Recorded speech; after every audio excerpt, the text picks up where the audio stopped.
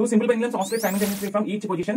The first pendulum made 20 oscillations in certain time, which the second pendulum made 25 oscillations. Then the ratio of the length of the pendulum, okay, L1 by L2 ఎంత అని అడుగుతున్నాడు. What is the time period of the simple pendulum? T is equal to 2 pi into root over L by G. ఈ equation మనం ఏం తీసుకోవచ్చు? T is directly proportional to root L కి తీసుకోవచ్చు. కానీ టైం పీరియడ్ ఇచ్చాడా? ఇవ్వలేదు. టైం పీరియడ్ సెకండ్స్ లో అవ్వాలి. మనకి ఆసిలేషన్స్ అంటే హెర్ట్జ్ లో ఇచ్చాడంటే దీన్ని ఏమంటాం అనుకోవచ్చు? ఫ్రీక్వెన్సీ అనుకోవచ్చు. సో ఫ్రీక్వెన్సీకి టైం పీరియడ్ కి ఏమైనా రిలేషన్ ఉందా? ఉంది. So n is equal to 1 by t. Time period ఏమైనా రాసుకోవచ్చు? 1 by n కింద రాసుకోవచ్చు కదా. సో అక్కడ నుంచి ఏమైనా రాసుకోవచ్చు అంటే 1 by n is directly proportional to root L. Okay, so ఇక్కడ నుంచి మనం ఏమైనా రాయొచ్చు? 1 by n into root L is equal to constant ration లో రాసుకుంటాం చూడండి. 1 by n1 into root L1 is equal to 1 by n2 into root L2. Okay, n1 root L1 is equal to n2 root L2. Squaring చేసేసండి.